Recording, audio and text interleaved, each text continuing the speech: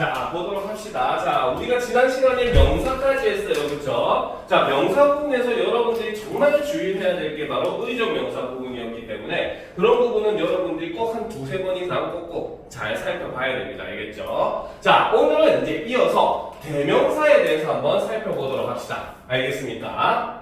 자, 대명사 할 때 대자가 무슨 대자냐? 애들한테 항상 얘기하면은 큰데요. 이렇게 얘기하는 애들 많아. 근데 대명사의 대자는 바로 뭐다? 대명사라고 하는 것은 바로 뭐다? 사람이나 사물, 장소 등의 이름을 대신하여 가리키는 단어. 즉, 사람이나 사물, 장소 등의 이름을 나타내는 품사가 바로 명사였죠. 그렇기 때문에 대명사라고 하는 건 핵심적으로 얘기하면 바로 뭐다? 명사를 대신해서 가리키는 낱말을 우리는 대명사라고 한다라고 보시면 됩니다. 알겠습니까? 자, 그러면 이 대명사에는 크게 두 가지로 나눌 수가 있어요. 알겠죠? 바로 사람을 가리키는 인칭대명사. 자, 인칭대명사라고 하는 건 바로 뭐다? 사람을 대신해서 가리키는 대명사이다라는 거죠. 알겠습니까? 자, 그래서 우리가 인칭대명사 부분은 여러분들이 영어랑 거의 유사한 경향이 많아요. 알겠죠? 영어에도 마찬가지 1인칭, 2인칭, 3인칭으로 나누듯이 우리 국어도 똑같이 1인칭, 2인칭, 3인칭으로 나눕니다. 알겠습니까? 자, 그러면 1인칭은 바로 뭐다? 말하는 사람, 즉 바로 뭐다? 화자, 자신을 가리키는 말을 우리는 1인칭 대명사라고 합니다. 그렇죠? 1인칭에 해당하는 거는 나, 저, 우리, 저희 이런 것들이 있다는 거죠. 그렇죠? 그 외에도 뭐 짐, 과인 이런 것들 사극에 보면 임금이 자신을 가리킬 때 쓰는 말들이잖아요. 그래서 짐이 덕이 부족한 탓이오, 뭐 과인이 그랬어, 막 이런 식으로 얘기를 하잖아요. 그래서 이런 것들도 전부 다 1인칭 대명사에 해당합니다. 알겠죠? 자, 그다음 2인칭은 바로 듣는 이, 즉 청자를 가리키는 말이죠. 그렇죠? 그래서 2인칭에 해당하는 거는 너, 자네, 그대, 당신, 너희, 여러분 이런 말들이 있습니다. 알겠습니까? 바로 듣는 사람을 가리킨다는 거죠. 자, 그 다음 3인칭은 바로 뭐다? 말하는 이, 듣는 이가 아닌 사람, 즉 화자와 청자를 제외한 제3의 인물을 가리키는 걸 우리는 3인칭이라고 합니다. 알겠죠? 그래서 영어에도 보면은 그녀, 그들 막 이런 표현들이 전부 다 3인칭 표현이 되잖아요. 그렇죠? 자, 그런데 자, 이 3인칭 표현에서 우리가 중요한 내용들이 있습니다. 바로 3인칭 대명사 를 가리킬 때 알겠죠? 여러분들이 꼭 알아야 되는 개념도 있어. 물론 여기 설명이 나와 있지만 그냥 간단하게만 나와 있어요. 이거를 우리가 정확하게 한번 정리를 해보도록 합시다. 3인칭에는 미지칭이라고 하는 게 있어요. 알겠습니까? 그죠? 3인칭에는 미지칭이라고 하는 게 있습니다. 미지칭이라고 하는 것은 바로 뭐다? 대상은 존재하지만 그 대상을 모르는 경우에 사용하는 걸 미지칭이라고 합니다. 알겠죠? 자, 말이 좀 어렵지만 생각보다 간단하기는 해요. 알겠습니까? 자, 쉽게 한번 예를 들어서 설명을 해봅시다. 자, 이 사과를 먹은 사람이 누구니? 라고 물어봤어. 그지? 자, 여기서 누구라고 하는 말을 살펴보게 되면은 지금 사과가 있던 사과가 없어졌기 때문에 먹은 사람은 존재할 거 아니야. 그치? 그런데 그 먹은 사람이 누군지 모른다는 거잖아요. 그죠? 이럴 때 우리는 이거 누구를 미지칭이라고 합니다. 알겠습니까? 자, 그런데 두 번째, 부정칭이라고 있어요. 자, 부정칭이라고 하는 거는 바로 뭐다? 아예 대상 자체가 존재하지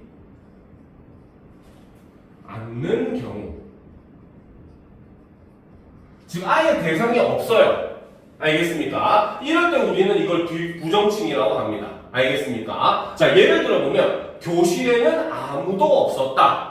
이렇게 하면 교실에 있는 대상이 존재하지 않는다는 뜻이잖아요. 그렇죠? 그렇기 때문에 이 경우에 아무라고 하는 말을 부정칭이라고 얘기합니다. 그런데 솔직히 미지칭이냐 부정칭이냐라고 얘기할 때 그 대명사에 해당하는 것들이 대부분이 누구나 뭐 아무나 이런 말들이 다 미지칭과 부정칭에 해당해요. 그래서 얘네들은 어떻게 쓰냐에 따라서 미지칭이 되기도 하고 부정칭이 되기도 합니다. 알겠습니까? 아까 얘기했듯이 교실에 아무도 없었다라고 하지만, 그렇지? 예를 들어서 우리가 이걸 다르게 하면 교실에는 누구도 없었다 이렇게 얘기를 하더라도 아무도 없다는 뜻이 돼버리잖아, 그렇지? 그렇기 때문에 이럴 경우에 누구도 역시 부정칭으로 쓰였다라고 볼 수 있어요. 알겠죠? 혹은 예를 들어서 아무라도 발표를 할 사람이 없니라고 물어봤을 때 여기서 아무는 발표할 그 누군가를 얘기하잖아요. 그렇죠? 그래서 이럴 때는 또 미지칭이 되기도 해요. 알겠습니까? 그래서 사실 미지칭, 부정칭 이 부분 같은 경우는 아직도 살짝 논란이 있기는 합니다. 알겠습니까? 왜 논란이 있냐면 의미상으로만 보면 우리가 이런 개념으로 판단을 할 수가 있어요. 그런데 몇 년 전에 모의고사에서 한번 이런 문제가 나온 적이 있어. 바로 뭐냐? 미지칭은 의문문에만 사용이 되고 부정칭은 평서문에만 사용이 된다라고 나온 설명을 해서 문제가 나온 적이 있었어요. 알겠습니까? 그런데 솔직하게 조금 더 깊이 들어가면은 이게 미지칭이냐 부정칭이냐를 문장의 그런 형태로서 나누는 게 아닌 경우도 사실 있거든요. 알겠죠? 그래서 학교에 따라서는 개념으로 가르치는 학교가 있고 몇몇 이제 모의고사 내는 것들 잘 반영하는 선생님은 모의고사의 내용으로 가르쳐주는 부분이 있는데 두 개를 어떻게 가르치냐에 따라서 의미가 좀 많이 달라집니다. 알겠죠? 평소문이라도 미지칭이 쓰일 수도 있고 의문문이라도 부정칭이 쓰이는 경우도 있기는 해요. 알겠죠? 그러다 보니까 이거는 학교 선생님의 내용을 좀 따라갈 필요가 있기는 해요. 알겠습니까? 자, 그 다음 세 번째 극존칭이라고 하는 게 있습니다. 알겠습니까? 이거는 바로 뭐다? 대상을 매우 높이는 말이죠. 자, 그래서 우리말에서 이 극존칭에 해당하는 거는 이것이 있어요. 당신.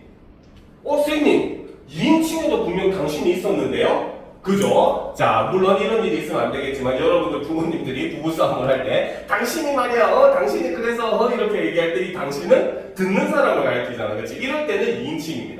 알겠습니까? 그런데 간혹 가다가 발표할 때 이런 경우가 있어요. 김구 선생님, 당신께서는 당신의 아니보다는 나라의 그 안전을 더욱더 걱정하셨습니다. 이럴 때 당신은 앞에 있었던 김구 선생님을 가리키고 제3자인 김구 선생님을 매우 높이기 위해서 쓰는 말이거든요. 이럴 때 우리는 3인칭으로서 당신이라는 말이 쓰이면은 이거는 극존칭, 매우 높임의 의미를 가져요. 그래서 보통 어머니들 얘기할 때도 어머님, 당신께서는 자신의 배고픔보다는 항상 저희 형제들의 저희 남매들의 배고픔을 먼저 걱정하셨습니다. 이렇게 얘기할 때 당신도 역시 3자인 어머니를 가리킬 때 이때는 극존칭의 의미로 사용이 되게 되는 겁니다. 알겠죠? 그래서 이런 것들도 전부 다 3인칭에 해당한다는 것도 여러분들이 여기서 함께 알아둘 필요가 있다는 겁니다. 무슨 말인지 알겠죠? 이해가 됩니까? 그죠? 자, 그래서 일단 인칭대명사는 이렇게 보시면 되고, 자, 그 다음 지시대명사 같은 경우는, 그죠? 바로 뭐다? 사물이나 장소의 이름을 대신해서 가리키는 대명사를 우리는 지시대명사라고 얘기를 하죠. 사물을 가리키는 대명사를 우리는 사물대명사라고 합니다. 자, 반면에 장소를 대신해서 가리키는 대명사는 처소대명사라고 해요.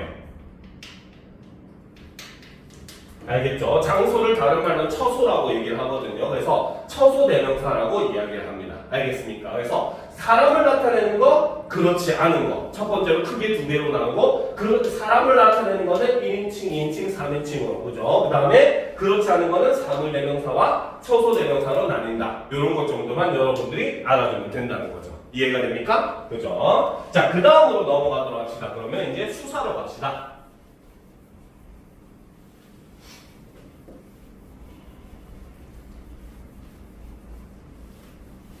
자, 보도록 합시다. 제기칭은 앞에 있었던 말을 그냥 가리키는 거기 때문에 요거는 조금 그냥 읽어만 보시면 돼요. 알겠죠? 자, 수사로 넘어갑시다. 자, 수사라고 하는 것은 바로 뭐다? 사물의 수량이나 순서를 나타내는 걸 우리는 수사라고 이야기를 합니다. 알겠죠? 자, 수사는 크게 두 가지로 나눌 수가 있어요. 바로 양수사.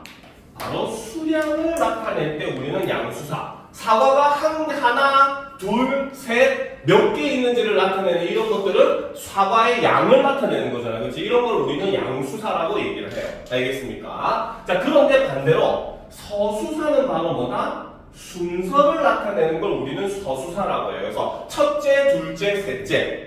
알겠지? 이런 것들. 그 다음에 우리가 뭐 선사할 때 제1은, 제2는 이러잖아. 그치? 그렇죠. 이럴 때도 우리는 서수사. 근데 나는 사과가 제일 좋아할 때 이 제1을 아니에요. 알겠습니까? 이건 부사입니다. 그래서 제1, 제2, 제3 같이 순서를 나타내는 말들을 우리는 서수사라고 이야기를 합니다. 개념 자체는 너무나 쉬워요. 알겠습니까? 자, 그런데 이제 여러분들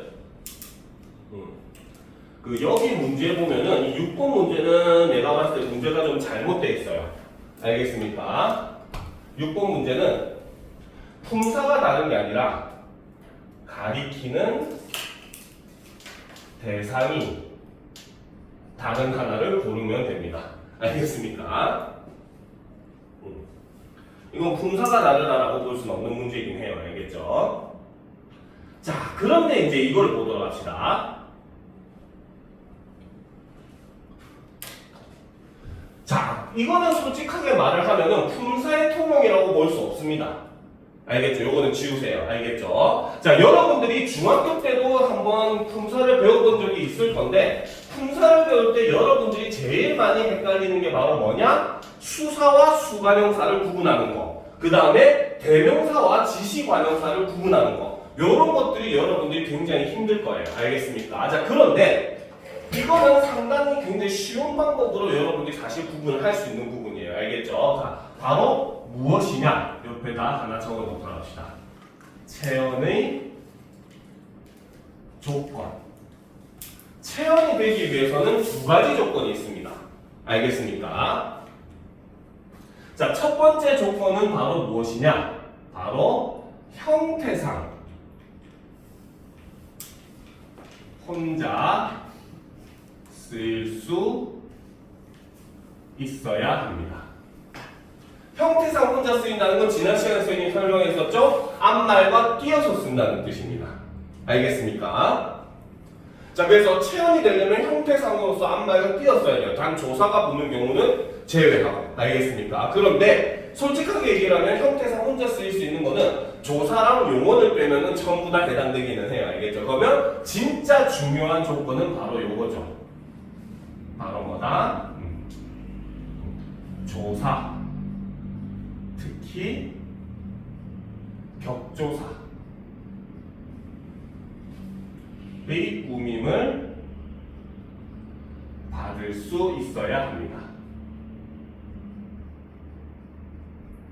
요 두 번째 조건이 사실 제일 중요합니다. 알겠습니까? 알겠죠? 네. 그래서 요거를 가지고 우리가 구분을 하면은 수관형사와 수사, 지시관형사와 대명사 이거 구분하는 게 정말 쉬워져요. 알겠죠? 자, 여기 지금 이렇게 예문이 나와 있는데 이 예문 말고 선생님이 간단한 예문을 다른 걸 오히려 이해할 수 있는 예문을 설명을 해줄게요. 알겠죠? 야, 여기 예문 이건 안 적어도 됩니다. 예문이니까. 알겠죠? 한번 보도록 합시다.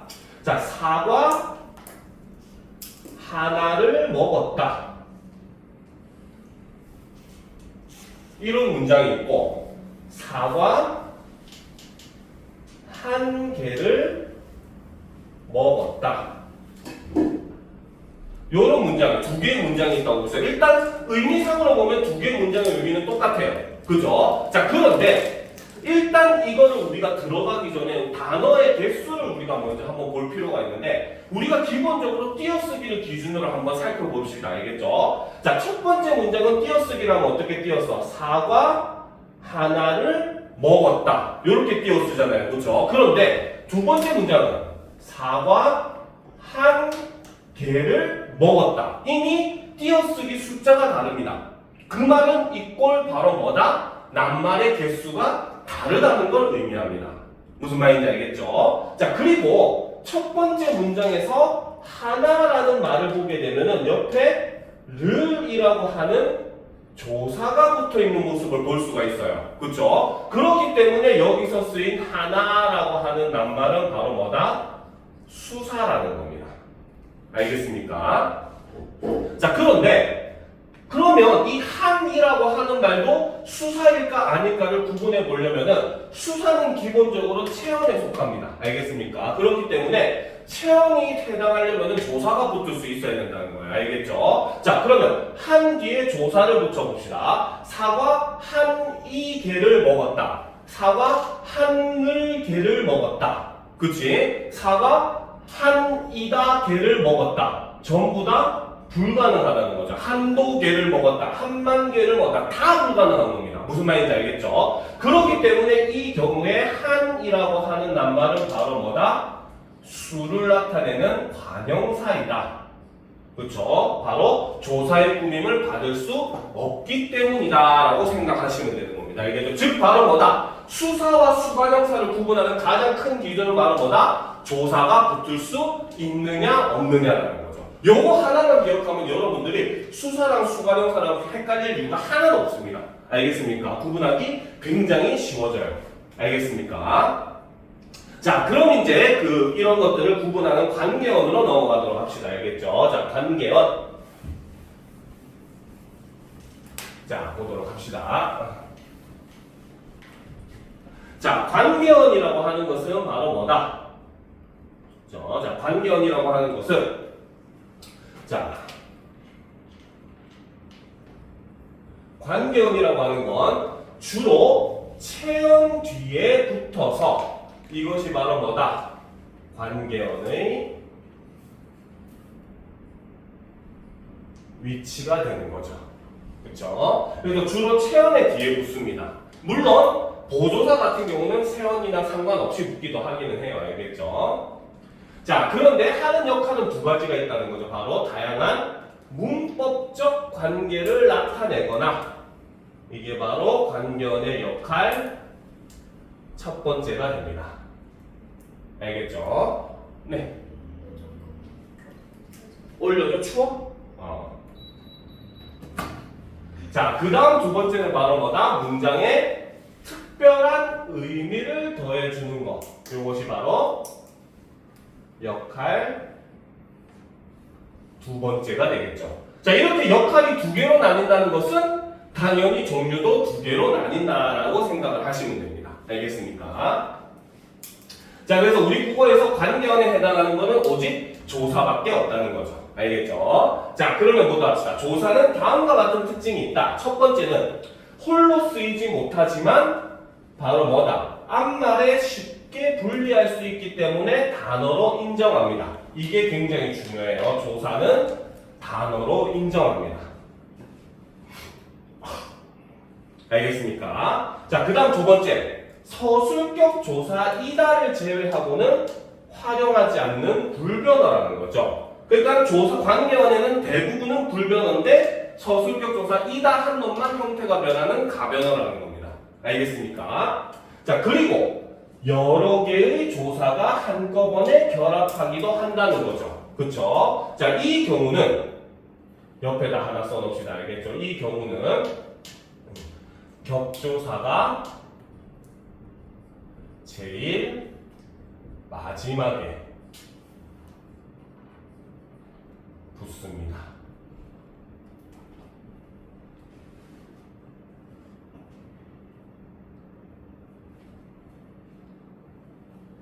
알겠습니까? 조사가 여러 가지 붙는다는 것은 대부분은 보조사고 격조사도 같이 붙을 수 있는데 이 경우는 격조사가 마지막에 붙습니다. 알겠습니까?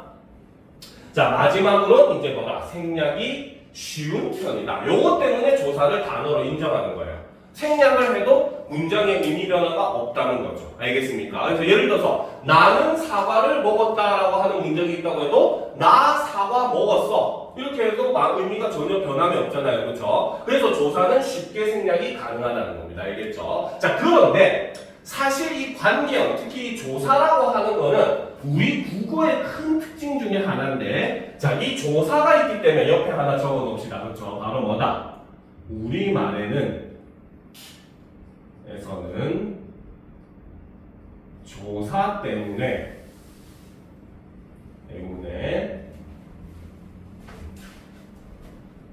성분의 위치가 비교적 자유롭습니다.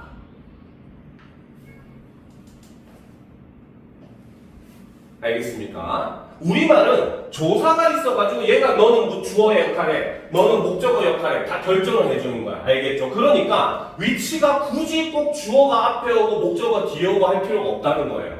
알겠습니까? 자, 이거는 얘니까 안 적어도 돼요. 한번 살펴보도록 합시다. 예를 들어서 자, 나는 말을 탔다.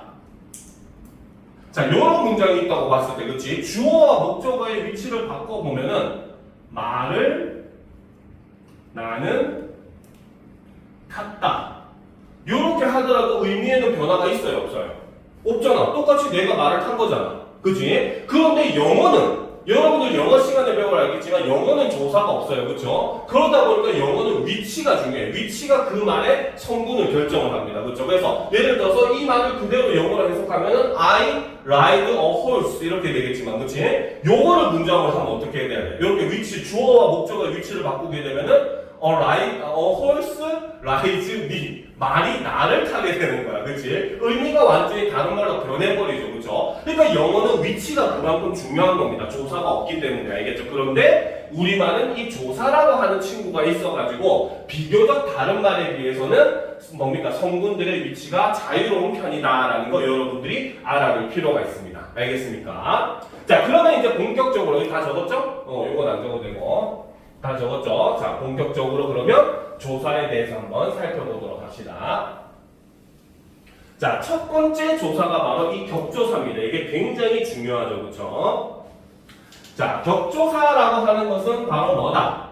자, 앞에서도 몇 번 나온 말인데 이제 처음 배우네요. 그렇죠? 자, 격조사는 바로 뭐다? 앞에 오는 체언이 문장에서 일정한 자격을 갖게 해주는 조사라고 되어 있는데 정확한 말로는 뭘로 표현하는 게 좋으냐? 바로 문장에서 낱말들의 관계를 규정 지어주는 조사를 우리는 격조사라고 합니다. 알겠죠? 그리고 제일 중요한 게 바로 이거죠. 바로 격조사는 오직 체언의 뒤에만 가능하다는 거. 이것이 정말 중요한 내용입니다. 격조사가 붙을 수 있는 건 오직 체언밖에 없다는 거죠. 명사, 대명사, 수사에만 격조사가 붙을 수 있다는 겁니다.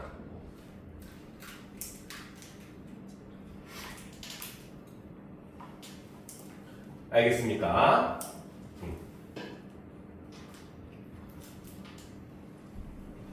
자, 됐습니까? 그렇죠. 계속 보도록 합시다. 자, 그래서 이 격조사에는 주격조사, 서술격조사, 목적격조사, 복격조사, 관용격조사, 부사격조사, 혹격조사. 자, 즉 바로 뭐다? 조사 때문에 체온은 모든 성분으로 쓸 수가 있다는 거예요. 알겠죠? 주격조사라고 하는 것은 바로 뭐다?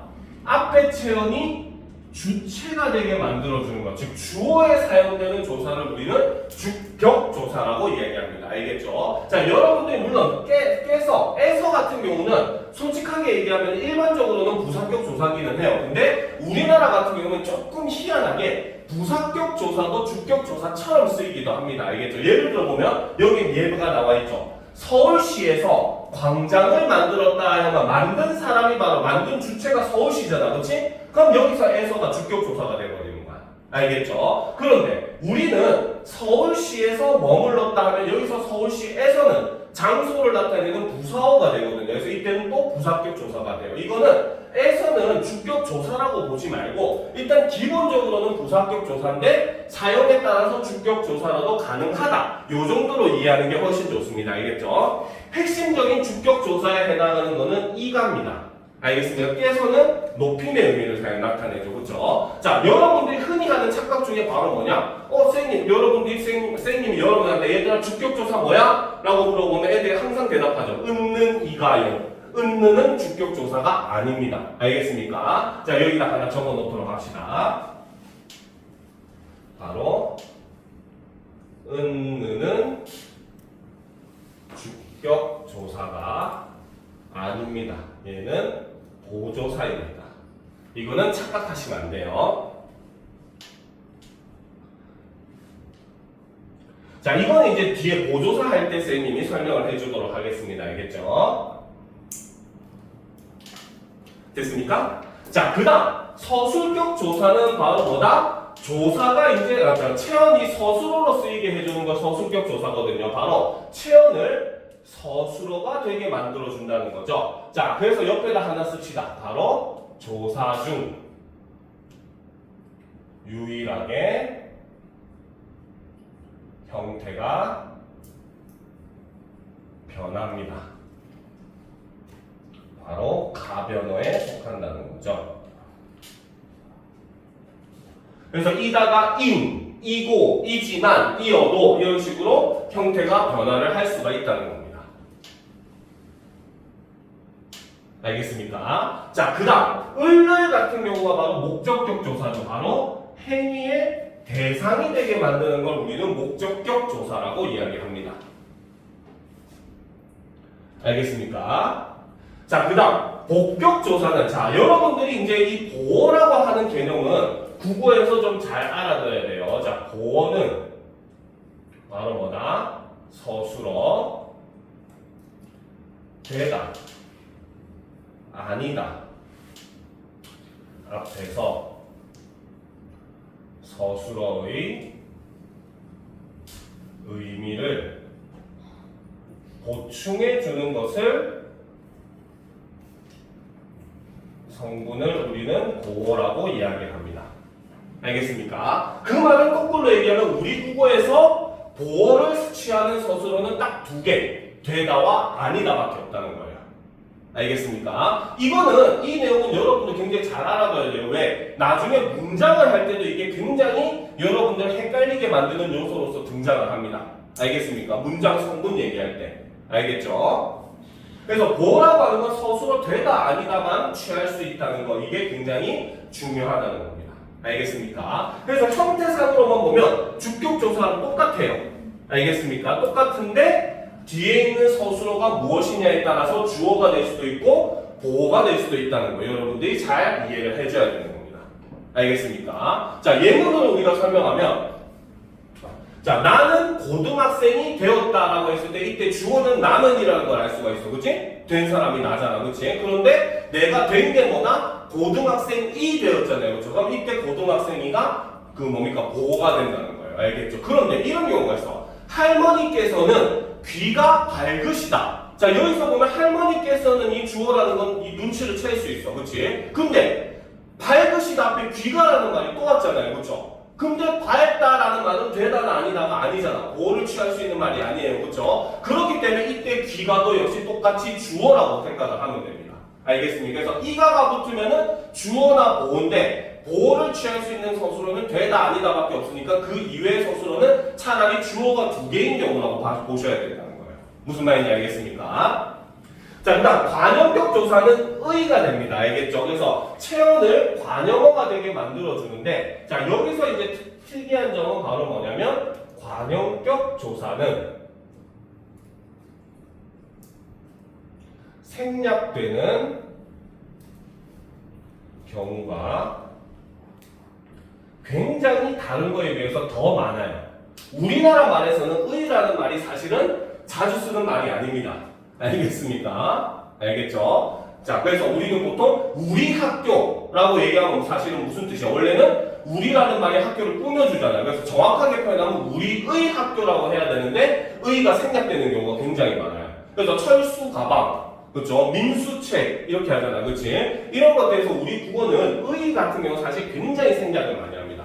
의를 철저하게 쓰는 나라는 일본이에요. 알겠죠? 일본은 노라고 하는 말을 굉장히 많이 쓰거든요. 이게 우리말로 표현하면 의라는 뜻인데 일본의 그 일본인들 그 의라는 말은 굉장히 철저하게 씁니다. 알겠죠? 그래서 그렇기 때문에 조금 우리 국어에서는 생략되는 경우가 사실 더 많아서 여러분들이 관용격 조사의 모습을 보기는 생각보다는 어려워요. 알겠죠?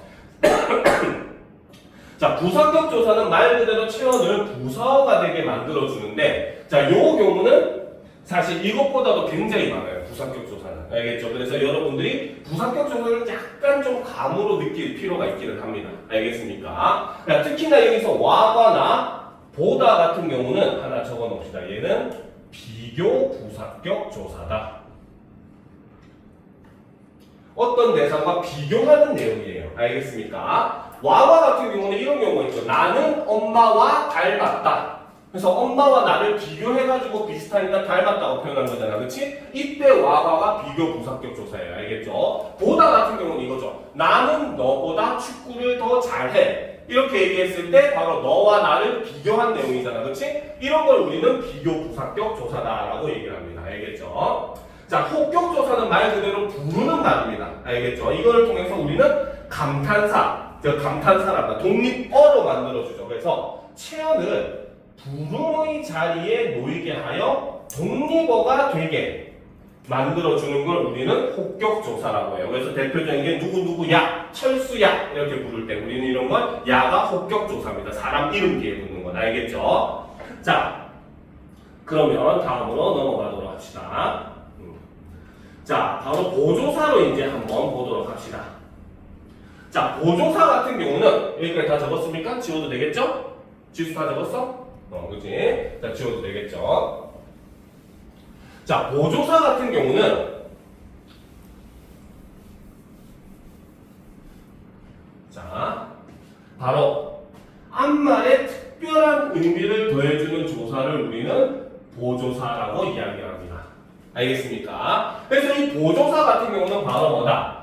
꼭 체험뿐만이 아니라 부사나 용언, 다른 조사의 뒤등 다양한 위치에 붙을 수가 있다는 거죠. 알겠습니까? 이거는 즉 이 말은 바로 뭐다? 앞 말의 품사나 성분과 관계없이 쓰일 수 있다는 말입니다. 물론 보조사도 관용어의 뒤에, 관용사의 뒤에는 붙을 수가 없기는 해요. 알겠죠? 아까 그래서 우리가 수관용사랑 이런 거 구분할 때 조사 붙을 수 있는지 없는지만 보면 된댔잖아요. 그렇지? 그래서 관용사 뒤에는 붙을 수 없지만 그 외에는 부사나 용언이나 이런 것들 뒤에는 다 붙을 수가 있어요. 알겠습니까? 자, 그래서 선생님이 아까 은는 같은 경우는 보조사라고 얘기했잖아. 그치? 그 이유를 한번 설명을 해볼게요. 자, 이거는 안 적어도 돼요. 알겠죠? 자, 은는 같은 경우는 예문을 한번 보도록 합시다. 나는 밥을 먹었다. 자, 요런 문장이 있어요. 여기서 지금 은는이 여기다 쓰였죠. 이것 때문에 학생들이 은는을 주격조사로 착각을 많이 하잖아. 그치? 자, 그런데 다른 예문을 봅시다. 내가 밥은 먹었다. 여기서는 지금 은는이 여기에 쓰였어. 목적어 뒤에 쓰였습니다. 내가 먹은 게 대상이 밥이잖아요. 그렇죠? 목적어 뒤에 쓰였어요. 알겠습니까? 은는 같은 경우는 요것만 딱 보더라도 바로 뭐다? 성분과 관계없이 쓰인다는 거예요. 주어 뒤에도 쓰일 수 있고 목적어 뒤에도 쓰일 수 있다는 거야. 그렇죠? 그래서 관계없이 쓰이기 때문에 은는 같은 경우는 보조사로 취급을 합니다. 그러면 은는에는 어떤 뜻이 있느냐? 나는 밥을 먹었다라고 하는 건 무슨 뜻일까? 나는 밥을 먹었다. 여기에 살짝 숨겨진 의미가 있어요. 바로 어떤 의미가 있느냐? 다른 사람들은 먹었는지 안 먹었는지 모르겠지만 내가 먹었다는 사실은 확실하다. 이런 의미가 들어있습니다. 알겠죠? 두 번째 문제를 봅시다. 내가 밥은 먹었다. 이 말은 무슨 뜻이다? 다른 음식들은 누가 먹었는지 모르겠지만 밥을 먹은 건 나인 것이 사실이다. 이런 의미가 숨어있는 거예요. 무슨 말인지 알겠죠? 그래서 우리가 은는 같은 경우는 바로 대조나 화제의 의미를 나타낸다라고 얘기를 해서 이 화제의 의미를 나타낸다는 의미 때문에 학생들이 주격조사로 많이 착각을 하는 겁니다. 알겠습니까? 자, 그 다음에 만이라고 하는 거는 한정, 오직의 의미라는 거죠. 그래서 하루 종일 잠만 잤다. 다른 행동은 하지 않았다는 거죠. 그쵸? 그 다음에 도 같은 경우는 더해주는 거. 그래서 짜장면을 먹고 탕수육도 먹었다는 것은 짜장면과 함께 플러스 탕수육을 먹었다 이런 뜻이죠. 그 다음 요는, 자 이거는 이제 바로 뭐냐면 요라고 하는 건 높임이라고 되어 있죠. 그쵸? 옆에다가 하나 쓰도록 합시다. 바로 상대 높임법. 나중에 공부를 할 건데 그 중에서 해요체의 요가 바로 조사입니다. 알겠습니까? 우리 함께 밥을 먹어요 할 때 그 요가 조사라는 거예요. 알겠습니까? 알겠죠? 자, 그래서 조사는 특징 중에 하나가 바로 뭐냐면 조사는 생각해도 말이 돼야 돼요. 알겠습니까? 우리 함께 밥을 먹어. 말 되잖아, 그치? 여기에 요를 붙여가지고 높임의 의미만 더해주는 거예요. 그래서 요를 조사로 취급합니다. 알겠습니까? 자, 그 다음 뿐이라고 하는 건 단독의 의미죠. 근데 그때 선생님이 설명했죠. 명사일 때도 뿐은 의존 명사랑 조사, 품사 통용을 하는 말이기 때문에 사용할 때 조심해야 됩니다. 알겠습니까? 그 다음에 마다, 이거는 낱낱이 모두라는 거고, 이라도는 차선에, 그렇죠?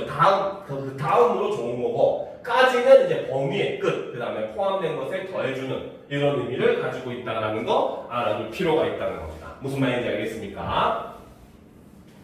자, 그래서 은느는 주격조사이냐 아니냐에 대해서 밑에 또 설명이 나와 있으니까 요거는 한번 그냥 읽어보시면 됩니다. 알겠죠?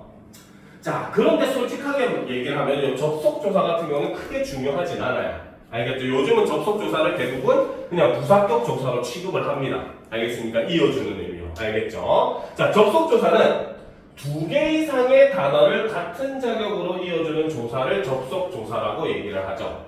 그렇죠? 근데 와와 같은 경우 아까 앞에서 있었던 비교 부사격 조사에 대해 있었잖아요. 그렇지? 그래서 요즘은 요거를 특히나 고등 과정에서는 접속 조사를 구분 안 해요. 중학교 과정에서는 구분을 합니다. 알겠죠? 오히려 고등 과정은 그냥 이거를 부사어다라고 취급을 합니다. 알겠습니까? 그래서 나는 시와 소설을 좋아한다 해서 두 가지를 다 좋아한다는 의미를 쓸 때 접속 조사라는 말을 쓰기는 한다는 거죠. 그렇죠? 근데 주의할 점은 와가 하고 랑이 항상 접속 조사로 쓰이는 건 아니라는 거죠. 그래서 이 조사들이 닮다, 결혼하다, 만나다와 같은 서술어, 즉 닮다, 결혼하다, 만나다와 같은 서술어라고 하는 것은 첫 번째, 주어가 혼자 할 수 없는 행위를 나타내는 서술어, 혹은 두 번째, 둘 이상의 대상을 비교, 대조하는 그러한 서술어와 함께 쓰일 때는 이때는 부사격 조사가 된다는 겁니다. 알겠습니까? 그래서 앞말이 부사어가 되게 하는 부사격 조사로 쓰인다라고 볼 수 있다는 거죠. 나는 외할머니랑 닮았다. 견우는 직녀와 만났다. 이거는 전부 다 혼자 할 수 없는 행위 혹은 비교하는 내용 이러기 때문에 이 경우에는 전부 다 부사어로 쓰인다라고 한다는 거죠. 그래서 요즘은 솔직하게 말을 하면은 요거조차도 고등과정에서는 부사격 조사로 보는 경우가 더 많습니다. 알겠습니까? 알겠죠? 그렇죠? 자, 그 다음으로 넘어가. 그래서 일단 문법에서 우리가 지금 관계어까지 여기까지 공부를 한 거예요. 알겠죠? 그러면 지금 잠깐 시간을 줄 테니까 옆에 날개 문제만 풀고 마무리를 한 다음에 쉬는 시간을 가지도록 합시다. 알겠죠?